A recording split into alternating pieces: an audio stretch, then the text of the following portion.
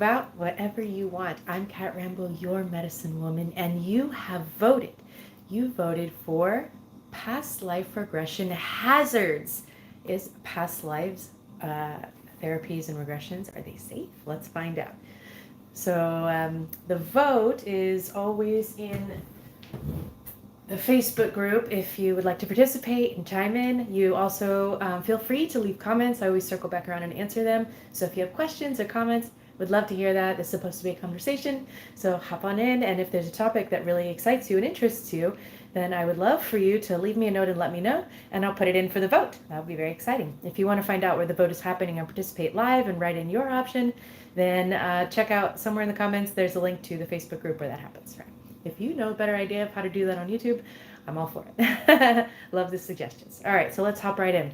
First of all, let's talk about past lives. There are other videos, I don't think on this channel, but in my Facebook group about the nature of past lives. I do a lot of past life regressions and even soul retrieval. So that is one part modern hypnotherapy and one part shamanic work. So this is the part where I love to combine the ancient wisdom with the modern techniques to produce a completely new result. So what I love about past life regressions is it is a very participatory type of healing practice. A lot of times in shamanic work, the shaman works on the participant when we're talking about like energy work, etc. And yes, there has to be a permission, there has to be a decision to receive, there has to be a participation on some level. But in a lot of cases, what happens is really the fullness of the experience is really on the side of the shaman, not on the side of the participant. The participant usually has their own experiences. Most of my clients in my ceremony or healing work will tell me that they had an experience, which is amazing. But most of the work is done by the shaman. In past life regression hypnosis, so much of the work can actually be done by the participant themselves, which is really exciting. You take a full and active role in your own healing process. Now, most past life regressions, without getting too much into like what they are and what that's about, that's a completely different topic, are done from the perspective of gaining insight. My work's a little bit different, and especially in combination with the soul retrieval practice, is really more about healing, right? So finding something to bring back some information and maybe even doing some healing work in that alternative reality as well. I do not believe in past life per se. They're really more of alternative self experiences. We exist in many dimensions, and if you can imagine it, then it has happened, and we exist in all of these parallel realities. So rather than thinking of a time as on a line, right, that something happened in the past, something else happened in the future, a past life can actually be a future reality or a different reality of your same lifetime. It's very exciting. So what happens in these regressions is really up to the client, what it is that they're looking for, what it is they want. So let's talk about hazards, because I get a lot of questions about, is this really safe? Can I like get stuck there? Can I bring back an entity? What happens, if something goes wrong? And so let's talk about it. I would love to answer those questions. Hola, hola, ¿cómo estás? So in one of the first questions they always get about hazards relating to past life regression, I got dark hollowed. What does that mean? Can you explain that to me? Is, can I get stuck there?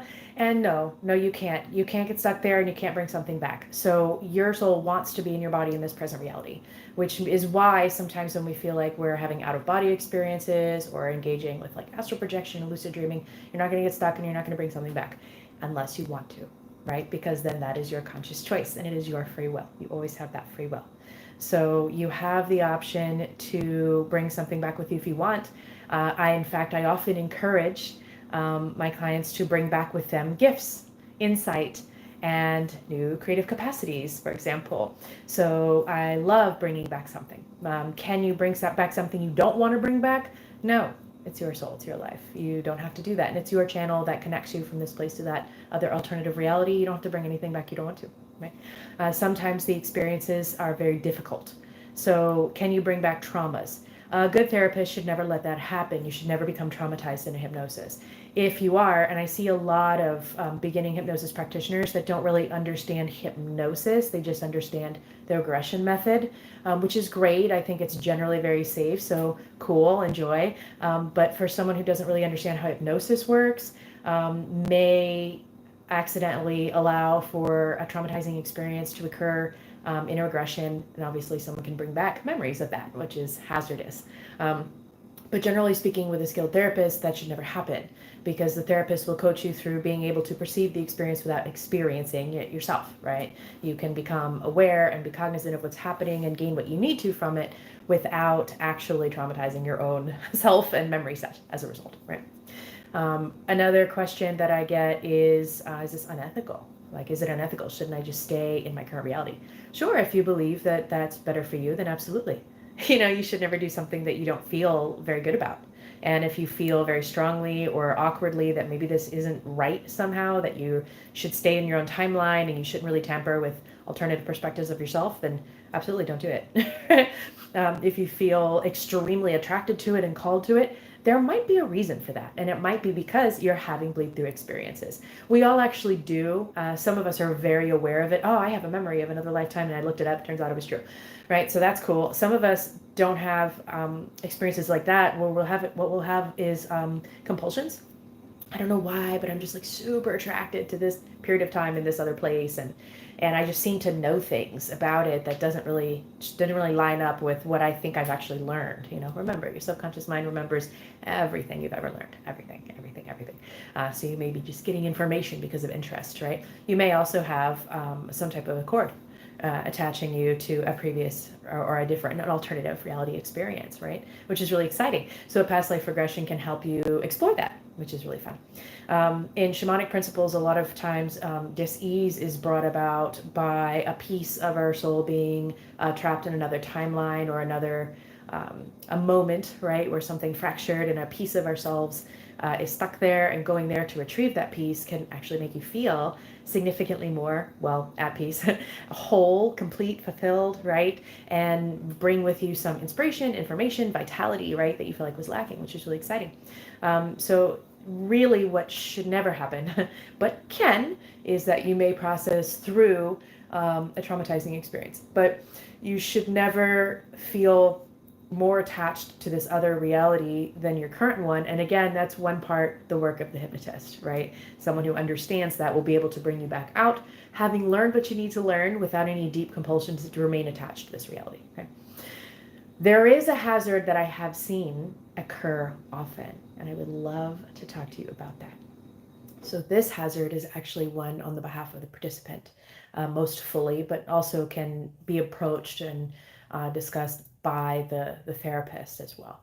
So the hazard is attachment, right? So a lot of times we get interested in this past life concepts because we feel like maybe we belong in a different era, or that a piece of our soul is like someplace else, or a piece of our heart has always been in ancient Egypt and you just don't know why, right? So it's very exciting to be able to explore that in the sensation of being like there, right? It's really interesting. What can happen though is a decision to identify with that aspect of yourself more fully than is healthy in this reality. So, for example, I've had clients come into my practice for integration work or looking for regression, and I tell them, no, pause. You need integration before any more of this type of work. Why are you so fixated on the fact that you're this character in this other lifetime? The most important reality you can ever experience is the one you're in right now. And you know that because you're here, right? And your center of focus, your consciousness, your spirit has chosen this moment in this lifetime for you to learn something really amazing. And sometimes we get more attached to the idea of a different life, the grass is greener analogy, right? But also that something about that characterization feels also like us. So it feels really attractive to become more that character than it is to fully live out and experience this one. And that can be dangerous. That causes all types of disassociative experiences in this life that are really not healthy. And it can cause issues with personality and attention and all kinds of other things. And I've even had clients come into my practice saying, well, I'm this other person, so that's why I do this. Like, okay, so you're also this person right now, which means you have a choice, right? You're not stuck in some compulsion because you're also some other character in another timeline. And this can cause actual problems. So when a client comes to me looking for more regression because they really want to like go back into this other reality, if you want to go there to learn more and to maybe close that chapter, that's really positive.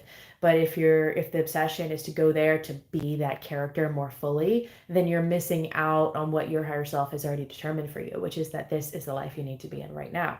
And there is plenty of time for you to be in that reality also. And it's a wonderful thing to be able to gain information, insight, skills, tools, all kinds of cool stuff can come from having a life experience in a different reality. It's really amazing. But when the attachment to that other personality becomes too strong, then it starts to look like dysfunction, right? So that's not taking personal responsibility. That's attributing qualities to another character, which you are, but you are also not, right? You are also this character here and now, today, in this life, in this beautiful experience. And no matter how hard, weird, or bad it gets, this is the one, right? That's why you're here, right? There's something here for you to learn.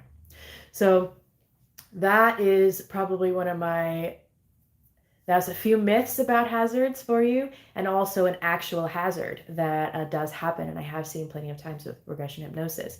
It is important to choose your therapist. There are a lot of therapists who learn the regression model for past lives specifically, but don't really understand therapy and don't really understand hypnosis. And that doesn't make them a bad practitioner. Some of these practitioners are absolutely phenomenal, but some of them kind of aren't. They fall short if what you're looking for is therapy. If you're looking for exploration, then that is an ideal choice for you. They're usually less expensive. They're usually, they're more abundant. They're everywhere, especially with some of the more common practices like the quantum methods. But if you're looking for something that's more for therapy or healing work, it would be better to choose someone who also has a foundation in understanding therapy and healing work beyond just their single discipline of regression hypnosis, especially if they're not familiar with other models of hypnosis, right? There are a lot of different techniques out there, and they're all equally interesting. I love hypnosis. It's so fascinating what you can do when you enter into a deeper level of your own self. It's really amazing what you can find when you have an experience with what else you also are. It's really incredible. So there are some hazards, yes. And also some of the hazards that sometimes are asked are not a hazard at all. So I find that this work has a lot of the same questions as when people are asking me about astral projection or shamanic journeying or other types of soul retrieval methods, or I just did one actually myself with an old client of mine whom I love, adore, and respect so highly. And she walked me through this really beautiful guided visual meditation. It's really sweet. And I love the whole process. There are so many different methods out there for this type of work. And it really comes down to your belief system and what you want to do with that information. Sometimes we're very surprised by what we find, and we may become suddenly very interested in learning more. And this is not what I'm talking about. That is awesome. That's called inspiration, right?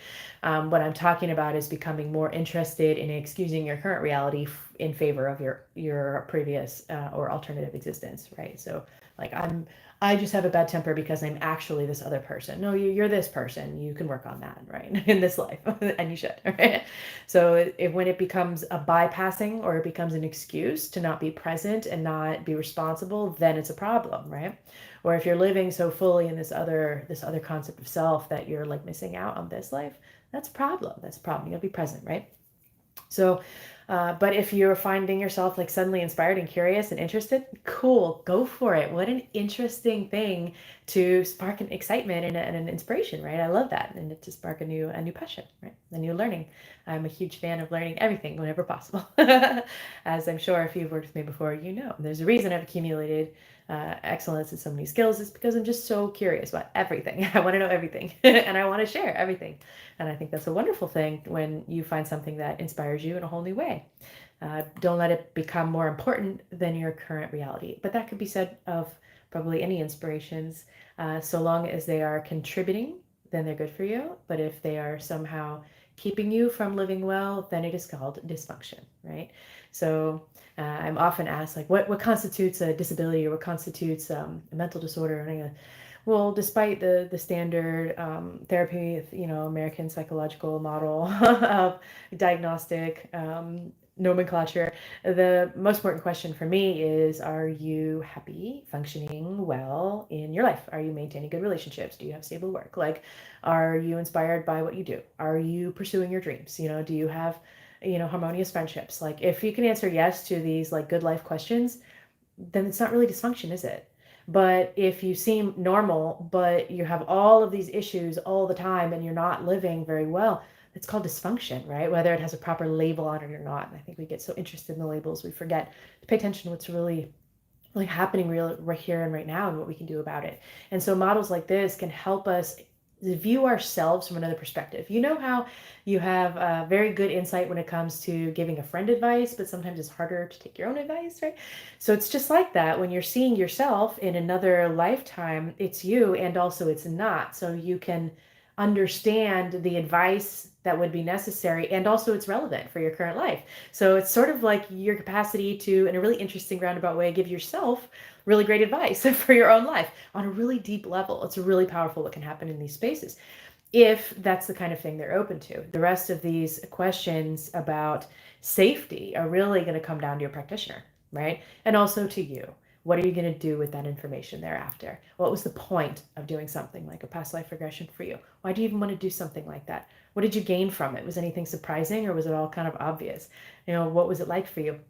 And did it create some new insight into your own self, or did it create some fulfillment where somehow you were maybe lacking that in another place? Did you experience a healing where you came out of your regression suddenly missing the phobia that you had had before, or suddenly feeling really free in an area of your life where you had felt trapped? This is really exciting. Or feeling very fulfilled in a place where you thought something was missing. This is a really cool place for this type of therapy when it's used as a therapy. Sometimes it's just used just to explore, and love that too, right? There's nothing wrong with that. In fact, it's wonderful. So the hazards really come not from the practice itself. The hazards come from the practitioner and then from the participant if an obsession occurs, right? Or an identification occurs. So if you are wondering if this is safe or not, hypnosis is safe. You self-hypnotize all day, all the time, every time you're driving your car, every time you're in a shower. You are often trancing. Every time you stare at the TV and you're watching a movie and you realize you weren't paying attention to what was happening, you were someplace else. Self-hypnosis, right? We're doing it all the time. Anytime we're having a repetitive thought and we're telling ourselves something all the time, that's self-hypnosis, right? So whatever it is we're thinking about while we're falling asleep and waking up, all of this is self-hypnosis. So we are hypnotizing ourselves all the time. Our modern media infrastructure is hypnotizing us constantly. If you watch a lot of advertising, like in between programming, or even if you watch a lot of programming, especially certain types of public media, you are engaged actively in hypnosis and hypnotic technology constantly. So it's not dangerous if it's content you want. If it's not content you want, then maybe it is not safe, right? But it's not the hypnosis that's unsafe. You're in a trance state all the time. It's the content, right? Which is why it's your intention and also the skill of the therapist that will determine if your experience is a safe one or not. In general, though, past life regression is generally quite safe. So I hope if it is something that is of curiosity to you, this can alleviate your fear a little bit and also give you a caveat not to become too obsessed with what you find and what you see, because the most important life you're living is this one right here, right now. That is determined by something much bigger than this form, right? Something much more important to you in your life, whether that's your spirit or higher self or divinity or the quantum field or consciousness or whatever it is that you believe in, doesn't matter, the force. This is the life that is really most important for you right now. And also, having access to other types of information inside yourself is just like reading your Akashic records or reading a genealogy tree or getting a genetic test for predispositions to whatever, So if the more information you can have about yourself and about life in general, I think that is a very positive thing. And whether it comes from internally or externally, the only question to ask is, can it help you? Can it help you, and how can it help you? And that is the most important part, right? In this life, this life. I hope this is helpful and interesting. If you really like this topic, let me know. I would love to speak more on this topic here on this channel. If you want to connect with me in other media, find that in the description below. Leave me a note and let me know what questions do you have, what comments do you have. Have you ever had a past life experience? Have you ever had a bad past life experience? What was that like? And what is a fear that you've had about it and wondered, is this really safe? I would love to hear your thoughts, and I look forward to seeing you again soon next week. Tuesday live for Cats Chats. See you then. Bye.